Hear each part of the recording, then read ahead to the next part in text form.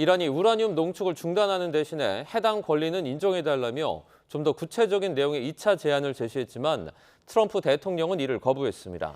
고유가로 미국 항공업계에서는 처음으로 미국의 저비용 항공사 스피릿 항공이 운항을 중단했습니다. 뉴욕 연결해서 자세한 소식 알아보겠습니다. 이승윤 특파원, 이란이 미국에 새로 전달한 제안에 좀 더 구체적인 내용이 공개됐다고요?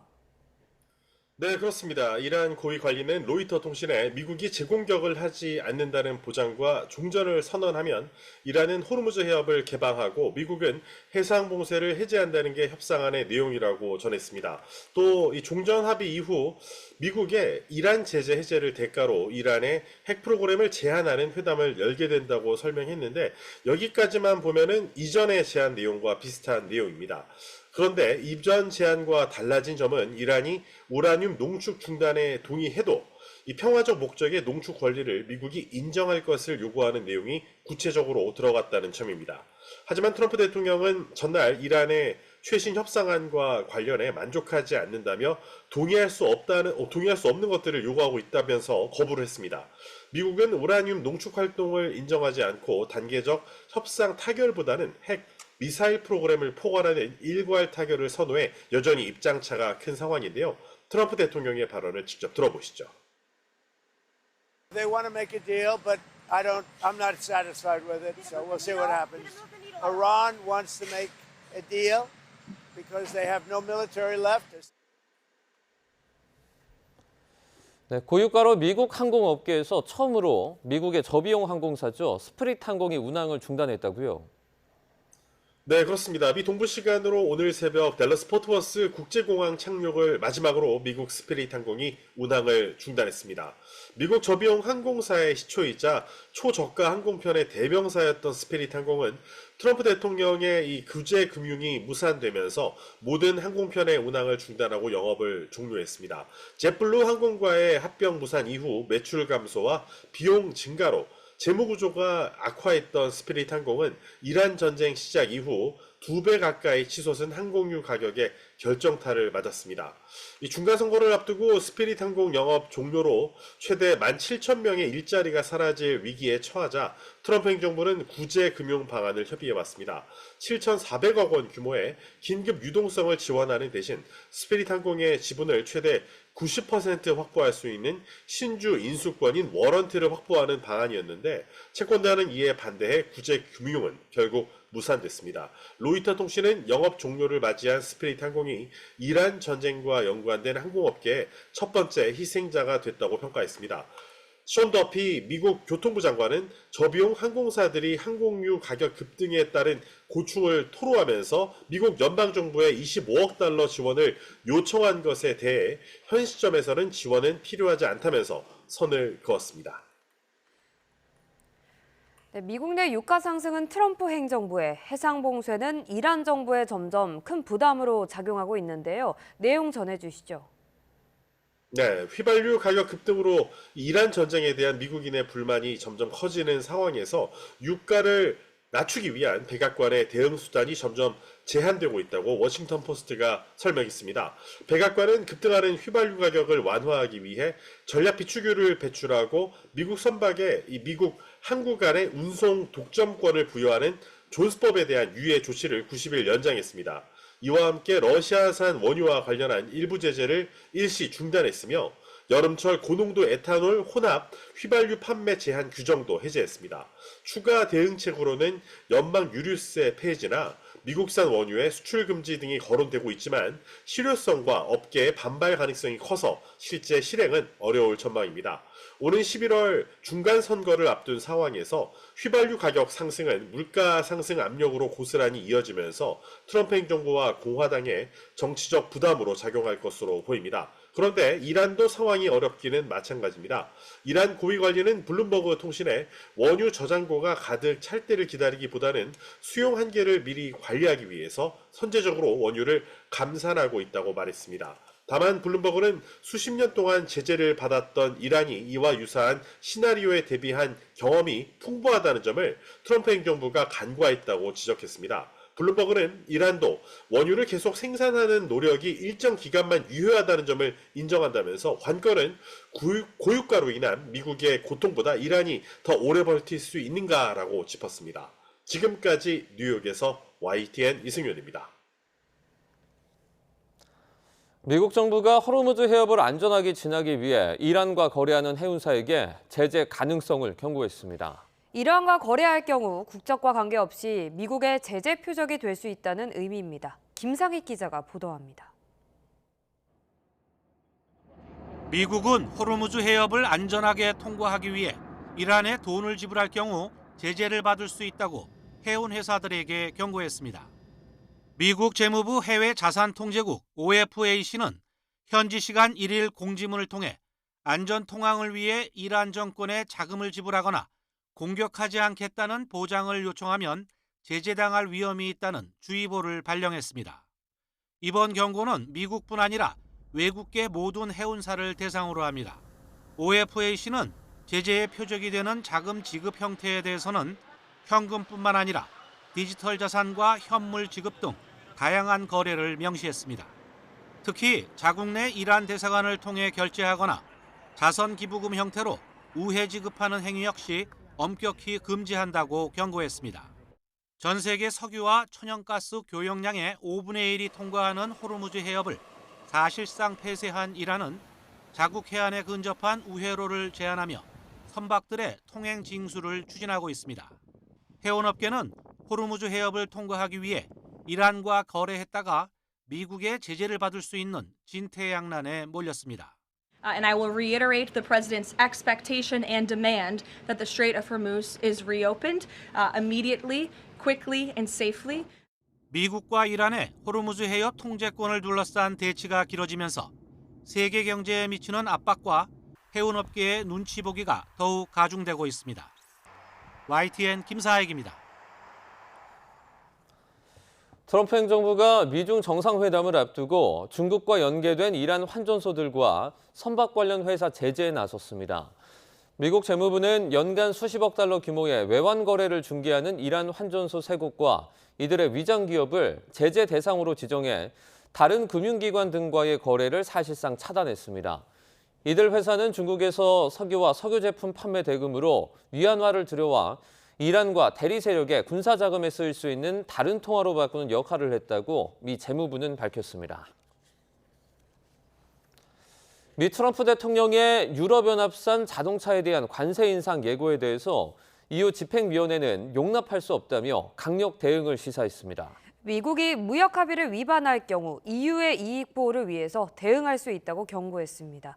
김현우 기자의 보도입니다. 미국과 EU는 지난해 7월 자동차를 포함한 EU산 수입품에 대한 관세율을 15%로 전격 합의했습니다. Agreeing that the tariff straight across for automobiles and everything else will be a straight across tariff of 15%. 하지만 미 트럼프 대통령은 EU가 무역 합의를 준수하지 않고 있다며 불편한 속내를 드러냈고 당장 다음 주부터 승용차와 트럭에 대한 관세를 25%로 인상하겠다고 번복했습니다. 주요 외신들은 트럼프 대통령이 호르무즈 해협으로의 군함 파견 요청 거절에 대한 불편한 심기를 노골적으로 드러낸 것으로 평가했습니다. EU는 강력 대응을 시사했습니다. EU 집행위원회는 트럼프의 주장과 달리 미국과의 무역 합의를 준수하고 있다고 즉각 반박했습니다. 그러면서 미국이 만약 지난해 공동 성명과 일치하지 않는 조처를 한다면 여러 옵션을 열어둘 것이라고 강조했습니다. 가장 강력한 옵션으로는 협정 중단을 꼽을 수 있습니다.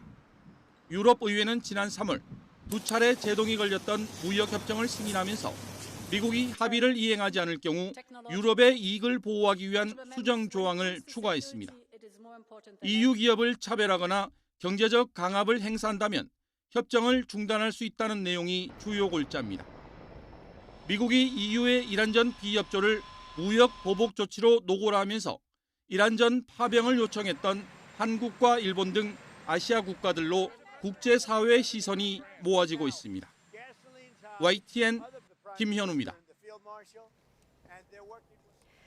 미국이 예고한 대로 유럽연합 EU산 자동차 관세를 25%로 올리면 유럽 최대 자동차 생산국 독일이 150억 유로, 약 25조 9천억 원의 손실을 입을 수 있다는 분석이 나왔습니다. 독일 킬 세계경제연구소 IFW 모리츠 슐라리크 소장은 현지 시간 2일 로이터 통신과의 인터뷰에서 이같이 추산하고 장기적으로는 생산 손실이 300억 유로, 약 51조 9천억 원까지 늘어날 거라고 주장했습니다. 트럼프 대통령은 지난해 4월 EU산 자동차에 25%의 품목 관세를 부과했다가 EU 합의에 따라 작년 8월부터 15%로 낮췄으나 전날 EU가 무역 합의를 준수하지 않고 있다며 다음 주부터 EU산 승용차와 트럭에 다시 25% 관세를 물리겠다고 밝혔습니다.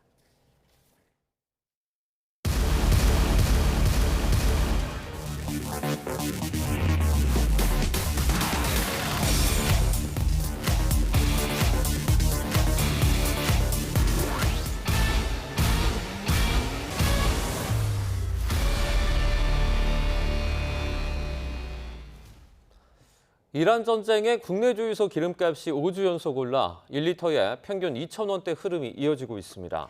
나들이 하기 좋은 계절을 맞아서 기름값 상승폭이 커지진 않을까 우려되고 있습니다. 이승은 기자의 보도입니다. 한국석유공사 유가정보 시스템 오피넷을 보면 어제 오후 4시 기준 전국 평균 휘발유 가격은 1리터에 2,010원대, 서울은 2,048원대를 기록했습니다. 그제보다 전국 평균은 39전, 서울은 14전 올랐습니다. 경유의 경우 전국 평균이 2,004원대로 31전 올랐고 서울은 2,035원대로 27전 올랐습니다.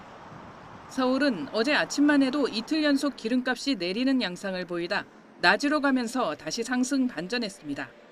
주간으로 보면 주유소 기름값은 5주 연속 상승세를 이어갔습니다. 지난달 마지막 주 전국 주유소의 휘발유 평균 판매 가격은 한 주 전보다 1리터에 4원 8전 오른 2,008원대를 기록했습니다. 경유는 5원 1전 오른 2,002원대였습니다. 소비자단체인 에너지 석유시장 감시단은 이번 달 1일 전국 주유소 기름값을 2차 최고 가격 고시 전날인 3월 26일과 비교하면 190원 안팎이 올랐다고 밝혔습니다. 이 같은 인상폭은 정부 2차 최고 가격 인상폭 210원보다는 적지만 그래도 전국 주유소의 13%가 그 이상을 올렸다고 감시단은 밝혔습니다. 정부는 2차 최고 가격 고시 뒤 4차 고시까지 계속 최고 가격을 동결했습니다. 감시단은 나들이철에 편승한 가격 인상 가능성을 우려했습니다.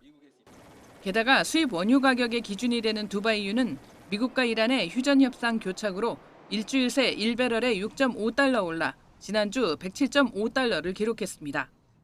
최근에 국제유가가 또 살짝 상승의 추이가 있어서요. 주유소가 이제 그런 가격에 편승해서 혹시 가격을 조금 더 선 반영해서 올리지 않도록 좀 감시를 더 강화할 필요가 있을 것 같습니다. 3월 생산자 물가지수가 1.6% 오르며 4년여 만에 최고 상승률을 기록한 상황에서 기름값에 따른 물가 상승 압박은 더욱 커지고 있습니다. YTN 이승은입니다. 석 달째 계속되는 중동 전쟁 탓에 기름값이 크게 오르며 운송업 종사자들의 생계도 큰 위협을 받고 있습니다. 화물차 기사부터 택배 배달 노동자까지 도로 위 일터의 시름은 깊어지고 있습니다. 최승훈 기자가 현장에 다녀왔습니다. 대형 화물차와 승용차가 주유소에 줄지어 들어섭니다. 주유 호스가 꽂히기 무섭게 계기판 가격이 가파르게 치솟습니다. 하루 수백 리터씩 기름을 쓰는 화물차 기사들에게는 마주하고 싶지 않은 숫자입니다. 50만 원을 보면 25만 원, 30만 원을 기름을 떼면 나머지 성업이나 뭐 이런 거면 일을 안 하는 게 낫죠.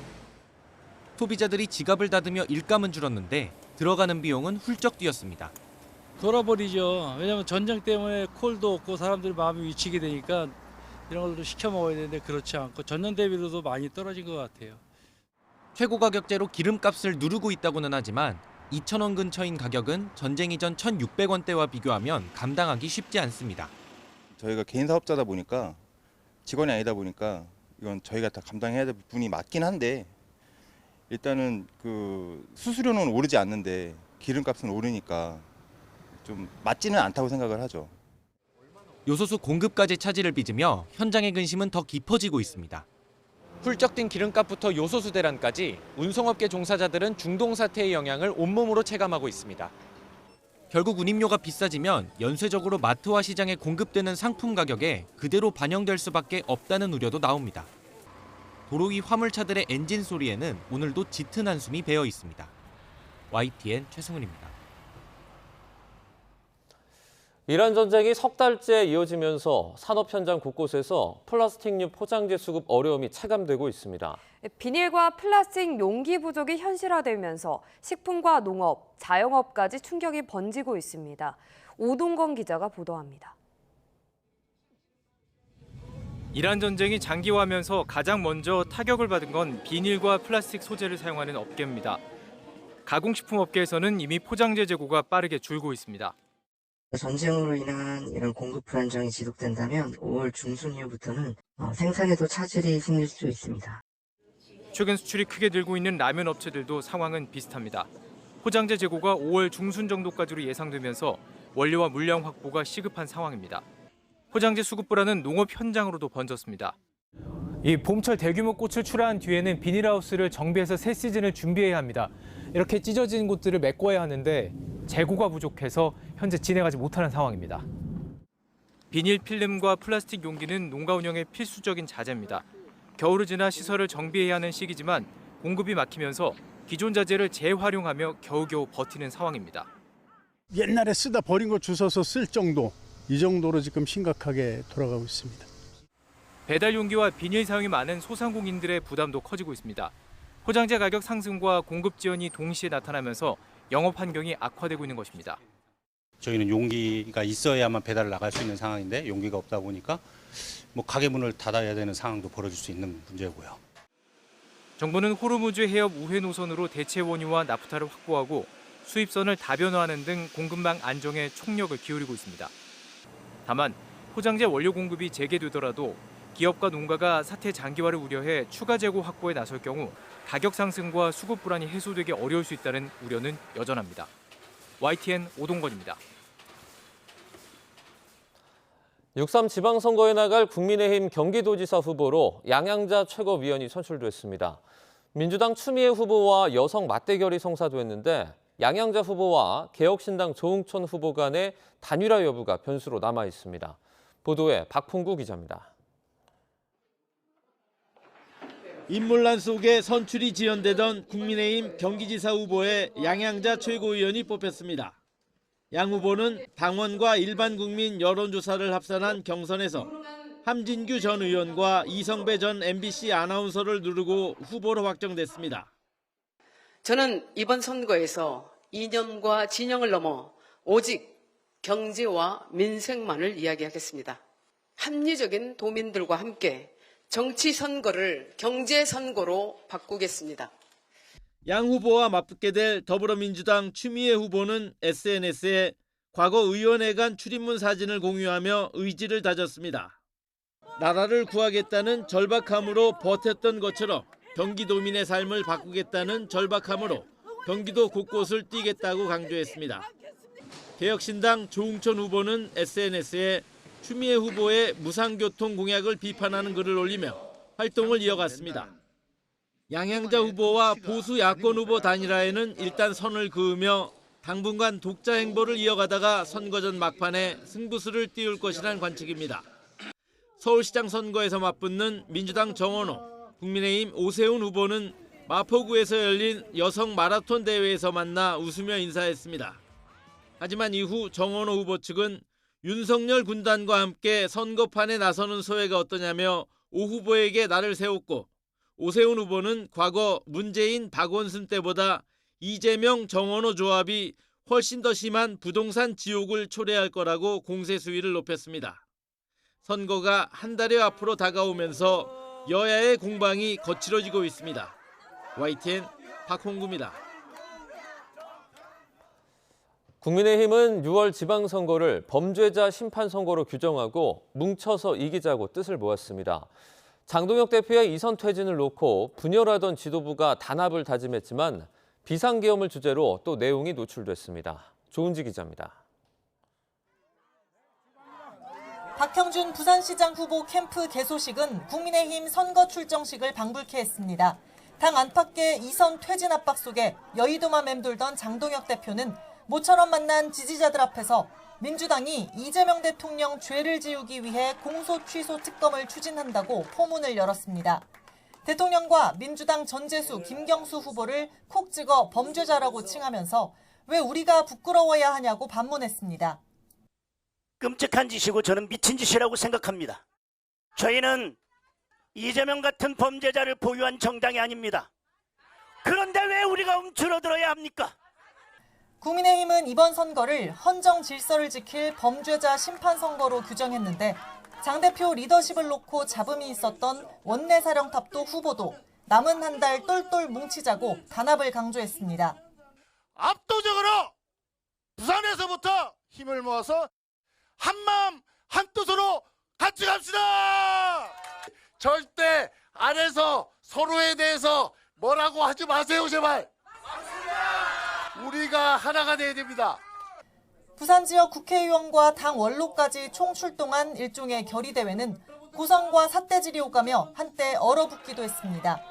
당내 최다 6선 조경태 의원이 장동혁 대표 지지자들과 공개 충돌한 겁니다. 비상계엄은 잘못된 거예요. 여러분들이 계시기 때문에 지금 국민힘이 안 되는 거예요. 장동혁 대표 연호하는 분들은 빨리 집에 가세요. 한 목소리로 대여 투쟁을 외치면서도 당 노선 갈등과 내홍 등으로 좌충우돌하는 제1야당의 민낯을 상징적으로 드러냈다는 평가가 나옵니다. 장동혁 대표는 일요일에는 추경호 대구시장 후보 개소식을 찾는데 별도의 외부 행보는 없는 걸로 파악됐습니다. 동남풍이 분다는 영남권을 중심으로 일단 기지개를 켠 모습인데 아슬아슬 원색적인 발언과 돌출 상황으로 역풍을 부르진 않을지 보수 지지층은 여전히 불안한 시선으로 지켜보고 있습니다. YTN 조은지입니다. 더불어민주당은 이번 지방선거의 최대 전략 지역인 영남과 충청 지역 공략에 공을 들이고 있습니다. 특히 국민의힘 공천 과정에서 윤어게인 세력이 다시 전면에 등장했다며 이에 대한 심판을 강조했습니다. 김은건 기자입니다. 연휴 이틀째 어린이날을 앞두고 대전의 축제 현장을 찾은 정청래 민주당 대표. 고향을 찾은 남다른 감회를 전하면서 선거에 나선 지역 후보들에 대한 지지를 호소합니다. 현재 선거 판세를 낙관하면서도 방심은 금물이라며 거듭 몸을 낮췄습니다. 선거는 끝날 때까지 끝난 게 아니죠.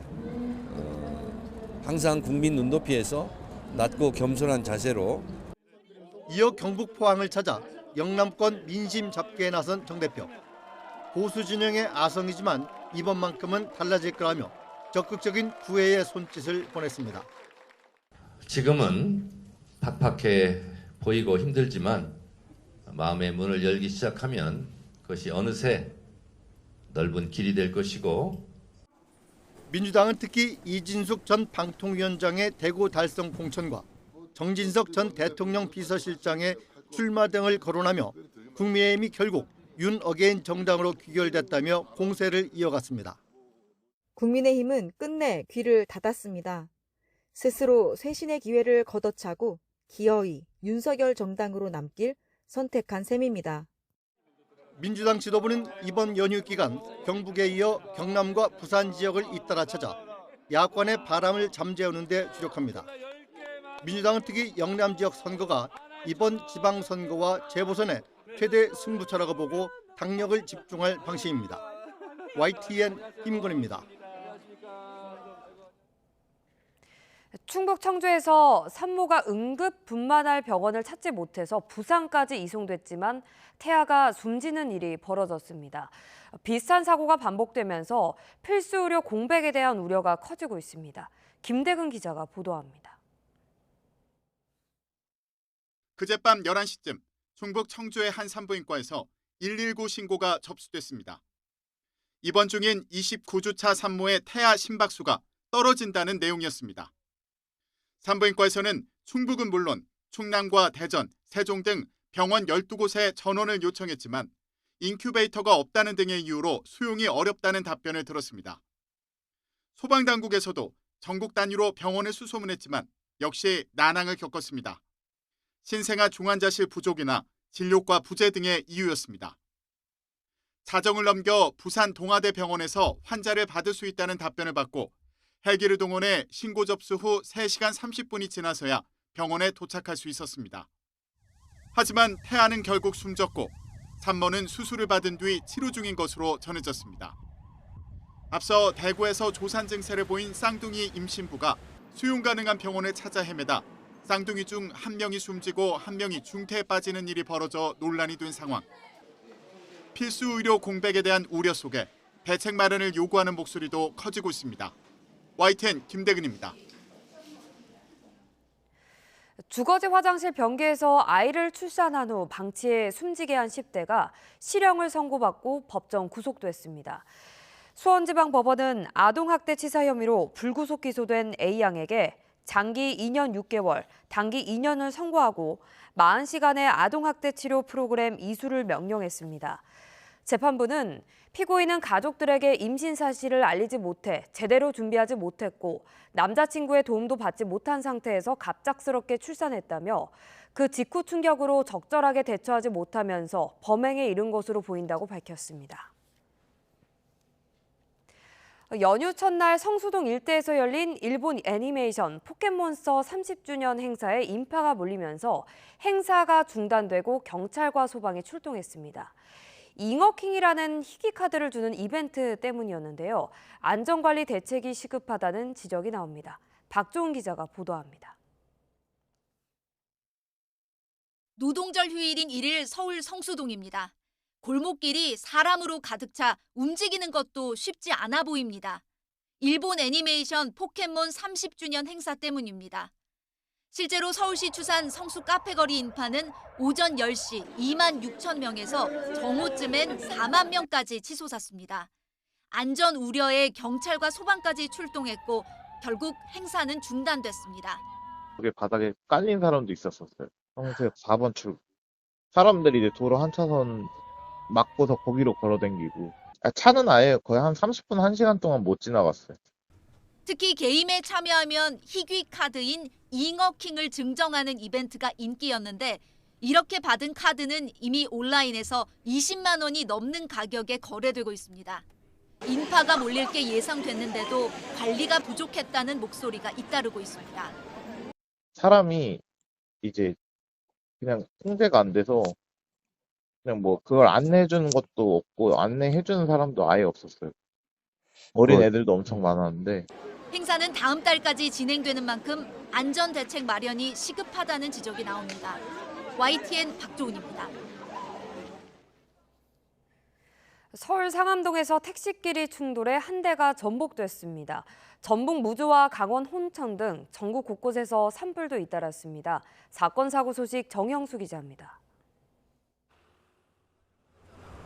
도로 한편에 택시 한 대가 뒤집혀 있습니다.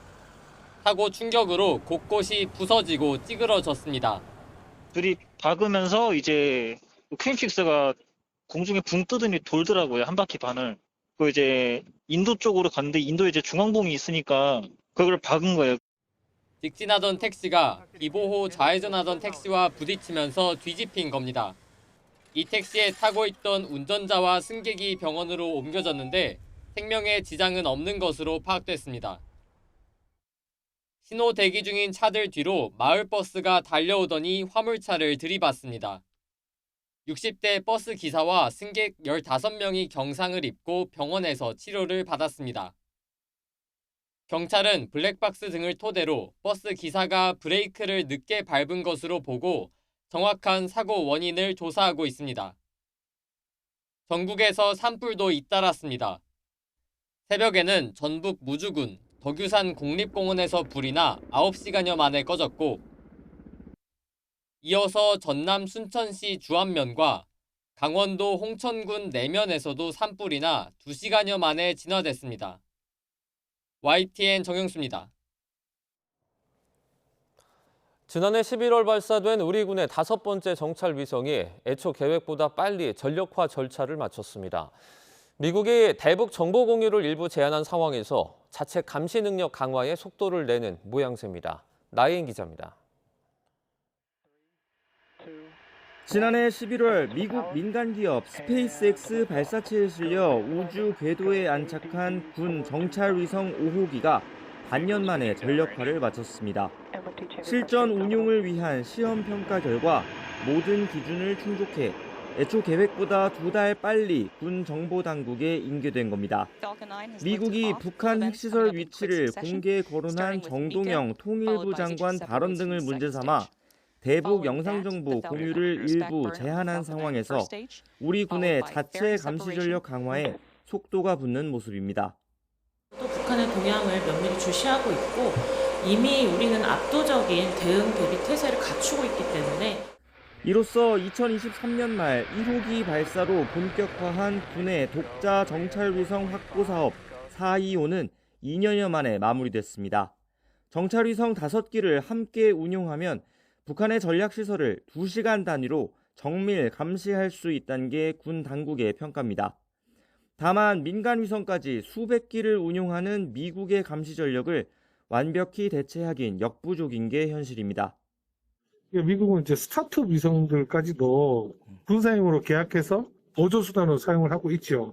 오랫동안 이제 북한에 대한 촬영된 데이터들이 있으니까 정보 분석 능력은 우리보다 훨씬 더 뛰어나죠. 정찰위성을 통한 탐지 능력은 북한의 도발 징후가 있을 때 핵미사일 원점을 선제 타격하기 위한 한국형 3축 체계의 첫 단축, 킬체인의 핵심 기반입니다.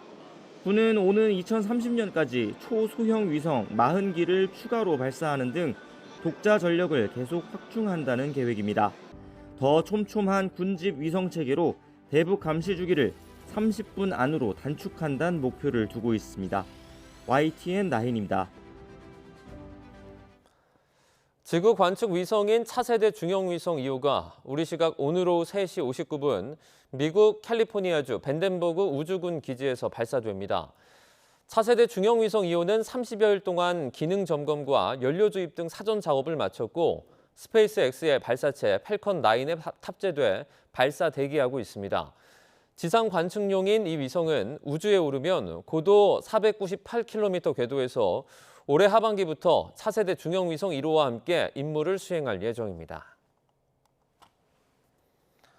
기상청이 오늘 새벽 1시 30분부터 제주도 산지와 제주도 남부 중간 산간에 호우주의보를 내렸습니다. 호우주의보는 시간 강우량이 60mm이거나 12시간 강우량이 110mm 이상으로 예측될 때 발령됩니다. 제주도 남부 중간 산에는 최대 100mm, 산지에는 120mm 이상의 비가 내릴 것으로 예보된 상태입니다.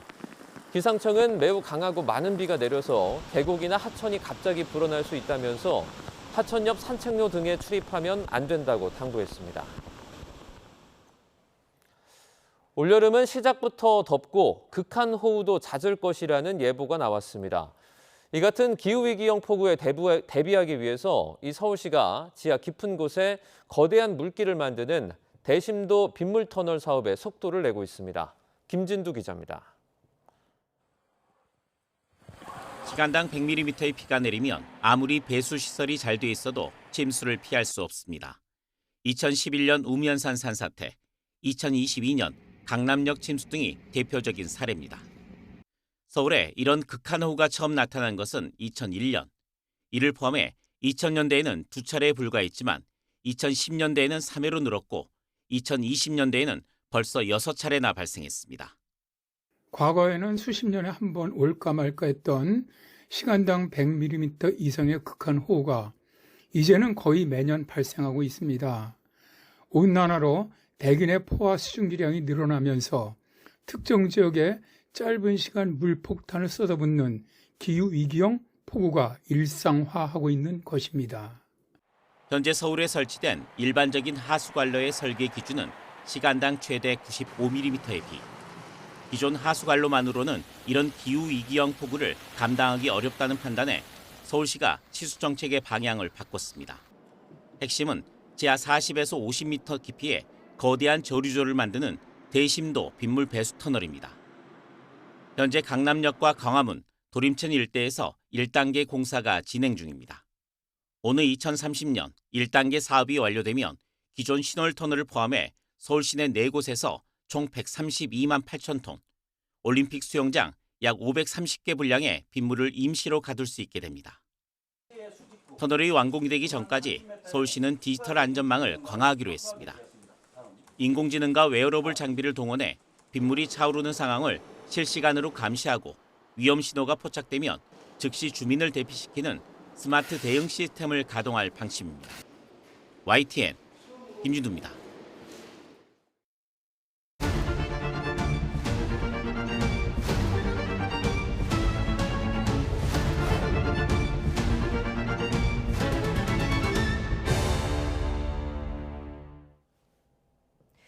유류분 제도를 손질하는 민법 개정안이 본격적으로 시행된 지 한 달이 조금 넘었습니다. 이제 폐륜 행위를 했다면 부모, 자식, 배우자 등 어떤 상속인이라도 상속권을 잃을 수 있게 됐는데요. 어떤 게 달라졌는지 유소연 기자가 보도합니다. 지난 2019년 가수 구하라 씨가 세상을 떠나고 오래전 가출했던 친모가 돌연 상속권을 주장한 사실이 알려지며 사회적으로 논란이 됐습니다.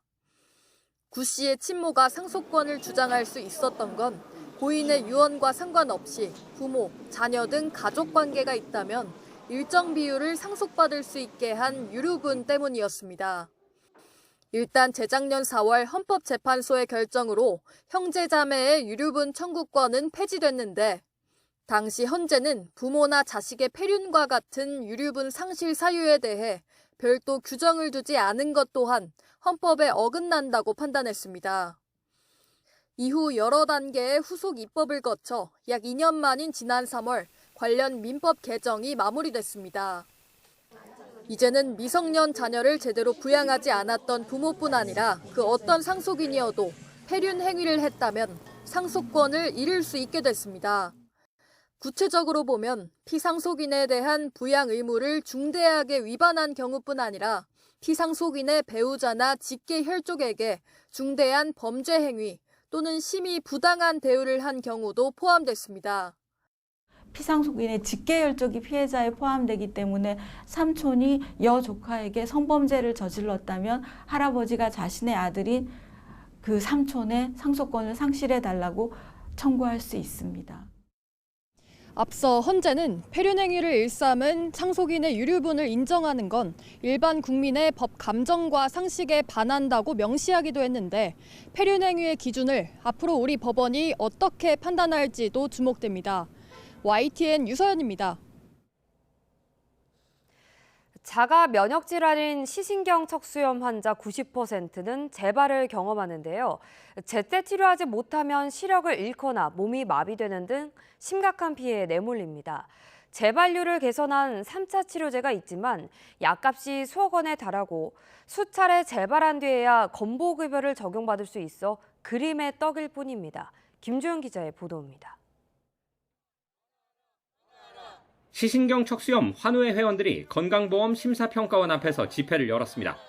재발 가능성을 크게 줄인 치료제의 보험 급여 기준을 낮춰달라고 요구하는 겁니다.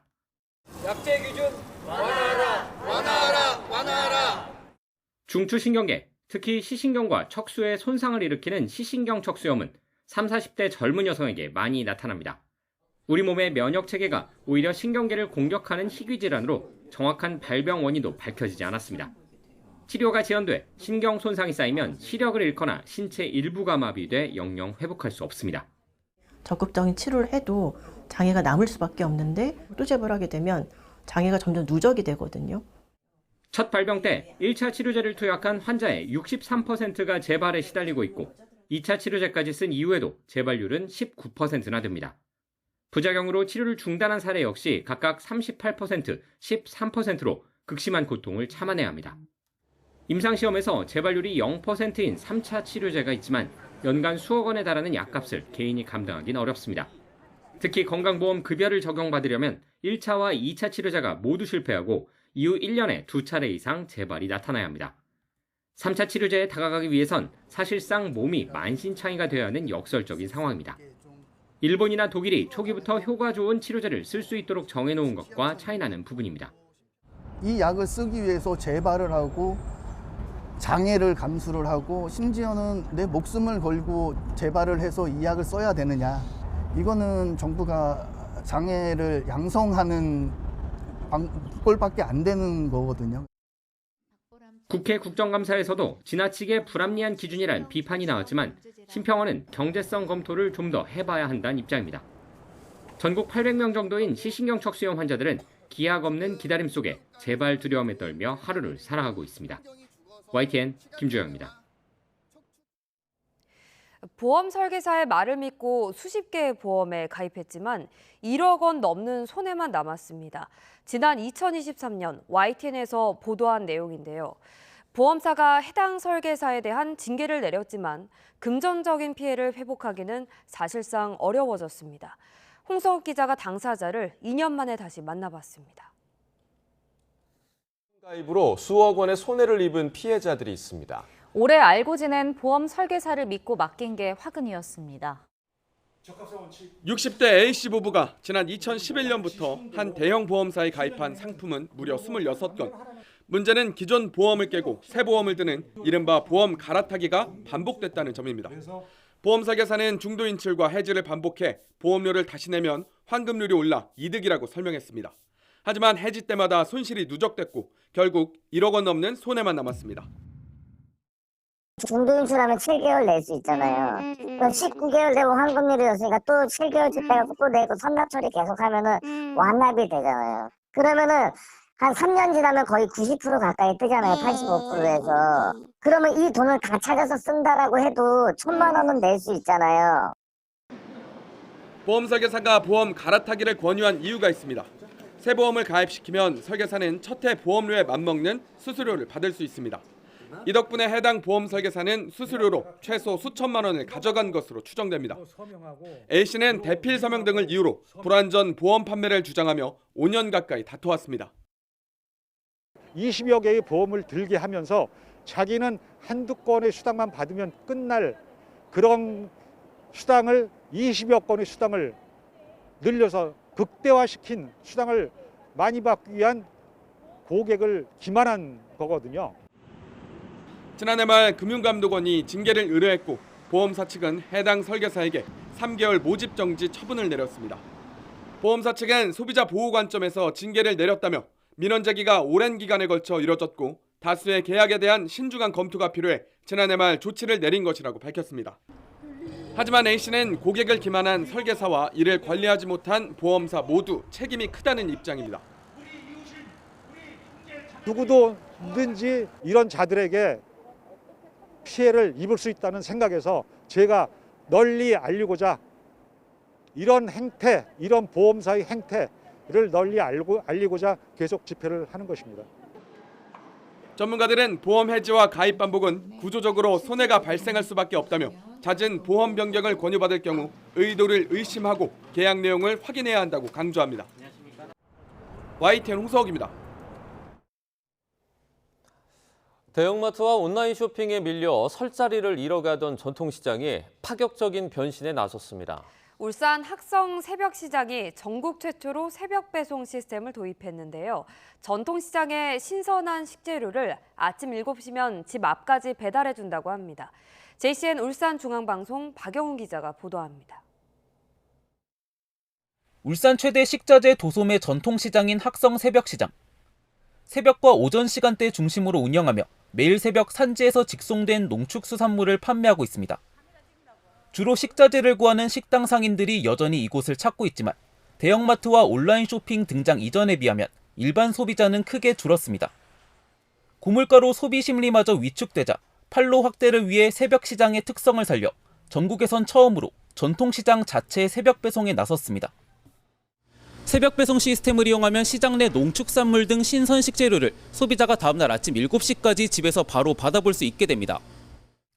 중소벤처기업청의 문화관광형 시장 육성 사업의 일환으로 추진되는 이번 새벽 배송 사업엔 중구청과 상인회, 인근 대단지 아파트까지 함께 손을 잡고 상생 협력에 나섰습니다. 시장 반경 1km 안에 12,000세대의 아파트가 밀집해 있는 만큼 안정적인 수요 확보도 기대되고 있습니다. 신선하고 저렴한 경쟁력 있는 상품을 인근 주민들에게 빠르게 배송하는 사업입니다. 주민들은 신선한 식자재를 신속하게 배송받고 또 전통시장은 새로운 고객 유입으로 매출이 증대하는 효과를 기대하고 있습니다. 중구청은 행정 지원과 홍보를 맡고 아파트 측은 입주민 참여를 독려하는 한편 상인회는 1인 가구 등 수요자 맞춤형 상품 개발에 나설 계획입니다. 앞으로 고객의 요구에 따라서 상품 수와 배송 지역도 점차 늘려갈 계획으로 있습니다. 상인들도 새로운 판로 확대에 대한 기대감을 나타냈습니다. 보통 마트나 아니면 쿠팡 같은 데 시킬 걸 갖다가 우리 쪽에서 다 시키게 되는 거니까 아무래도 훨씬 나아질 거라고는 보고 있습니다. 가격에서 차이가 많이 날 거거든요. 저희가 훨씬 싸니까 아무래도. 바뀐 소비 문화에 맞춘 이러한 전통시장의 변화가 침체된 골목 상권에 다시 활력을 불어넣을 수 있을지 주목됩니다. JCN 뉴스 박영훈입니다. 외국인 관광객에게 여행지를 가장 잘 알릴 수 있는 건 역시 외국인일 텐데요. 수원시가 외국인 인플루언서로 꾸려진 글로벌 사절단 등과 함께 지역 홍보에 나섭니다. 최기성 기자입니다. 문화관광 해설사 설명을 들으며 화성행궁 곳곳을 촬영하는 이들은 이른바 글로벌 사절단 소속입니다. 국내에 사는 외국인 인플루언서 등으로 구성됐고 수원의 매력을 알리는 역할을 합니다. 수원의 매력은 또 현재와 그 과거가 같이 공존하고 있다는 점에서 외국인들도 이렇게 쉽게 접근할 수 있는 그런 아름다운 좀 볼거리들이 많아서 수원을 데이트 코스로 좀 추천하고 있습니다. 한국인이 아닌 외국인 시각에서 콘텐츠를 제작해 다양한 곳을 소개하겠다는 취지입니다. 수원이 크긴 크지만 그중에서 제일 유명한 게 이제 행궁 주변에 있는 행리단길이잖아요. 왜 인기가 많은지 그거를 이제 저희가 국제 부부 유튜브다 보니까 그거를 이제 유튜브에 담아내서 글로벌 사절단과 함께 수원 시민 270여 명이 참여한 시민 추진단도 꾸려졌습니다. SNS를 통한 홍보와 관광지 현장 안내, 불편사항 개선 등을 담당합니다. 모임에 한 20개 국가의 이제 외국인들이 70명에서 80명 정도 이제 참여하고 있는데 그분들을 통해서 수원시에 오는 관광객분들에게 수원시 소개를 그 나라 언어로 좀 도와드릴 수 있는 부분을 저희가 이제 추진해서 올해 1,400만 명, 내년 1,500만 명 방문을 목표로 삼고 있습니다. 사절단의 생생한 영상과 이야기들이 전 세계 여행객의 마음을 움직여서 수원을 찾게 만드는 기분 좋은 초대장이 되었으면 좋겠습니다. 수원시는 사절단이 제작한 콘텐츠를 국내외 관광객 유치 홍보에 활용하고 시민 추진단 활동은 내년까지 이어갈 계획입니다. YTN 최기성입니다. 올해 극장가에선 1,600만 명 넘게 동원한 왕과 사는 남자를 비롯해서 한국 영화들이 잇따라 흥행하고 있습니다. 이 작품을 관통하는 전략에는 뭐가 있었는지 김승환 기자가 짚어봤습니다. 올해 200만 관객을 돌파한 한국 영화는 3편입니다. 사극, 멜로, 공포까지 장르도 제각각입니다. 해당 장르로 흥행이 어렵다는 우려에도 작품만의 분명한 색깔로 관객들을 사로잡았다는 공통점이 있습니다. 만약에 우리는 이제 멜로 장르 흥행이 쉽지 않다는 인식을 깨고 현실 연애 서사로 2030 세대의 공감을 끌어냈습니다. 그 결과 2020년 이후 멜로 장르 가운데 가장 많은 관객을 동원했습니다. 지금 사람들이 봤을 때 이 영화가 역시 마음에 와닿으려면 어떤 지점들을 우리가 갖고 가야 되고 또 어떻게 묘사가 되어야 될까 이런 고민들이 굉장히 많았었죠. 왕과 사는 남자는 비운의 왕 단종의 최후의 상상력을 더해 눈물 콧물 쏟을 서사로 관객의 눈물샘을 자극했습니다. 설 연휴 가족들과 함께 볼 만한 영화로 꼽혔고 명량에 이어 역대 흥행 2위라는 대역사를 써냈습니다. 단종이 진정한 주인공이었던 적은 단 한 번도 없거든요. 왕위를 빼앗긴 어린 왕, 그리고 마지막까지 그 왕을 지키려고 했던 사람들. 살목지는 기존 공포영화 문법과는 다른 감각적인 연출과 사운드로 체험성을 강화해 관객을 극장으로 불러들였습니다. 특히 10대를 중심으로 입소문이 퍼지며 공포 장르로는 곤지암 이후 8년 만에 200만 관객을 돌파했습니다. 로드뷰를 선택한 이유 중에 하나도 어쨌든 구석구석 그 공간 자체를 다 돌아다니면서 관객들이 그 모든 순간들을 같이 경험하고 체험할 수 있게 만들자라는 생각을 했었고요. 세 영화는 모두 한 배급사 쇼박스에서 선보인 작품으로 각기 다른 관객층을 겨냥해 연달아 3연속 흥행에 성공한 드문 사례로 꼽힙니다. 장르의 한계를 정면으로 돌파한 선명한 기획이 올해 극장가 흥행의 공식으로 자리 잡았습니다. YTN 김승환입니다. 전국에 봄비가 내리고 있습니다. 지금 제주 산간에는 호우주의보도 내려져 있는데요. 내일까지 제주 산간은 60mm 이상, 강원도와 충북, 남해안과 제주도에도 최고 40, 서울 등 그 밖의 지방은 5에서 30mm의 비가 예상됩니다. 특히 오후까지는 남해안과 제주도, 밤부터는 중부지방에 돌풍과 벼락이 예상되니까요. 사고 없도록 유의해 주시길 바랍니다. 또 내일까지 바람도 강하게 불겠습니다. 오늘 전국에 비가 오다가 중부와 전북은 오후 늦게부터 밤 사이에는 비가 잠시 소강 상태를 보이는 곳도 있겠습니다. 현재 기온 살펴보겠습니다. 현재 서울 기온 12.6도고요. 낮 기온은 어제보다 3도에서 10도가량 낮아집니다. 서울 16도, 대구도 17도에 머물 것으로 보입니다. 비는 내일 낮이면 그치겠고요. 어린이날에는 맑고 따뜻한 날씨가 찾아올 전망입니다. 날씨였습니다. 뉴스타트 2부 마칩니다. 잠시 후 3부가 이어집니다. 시청해주신 여러분 고맙습니다.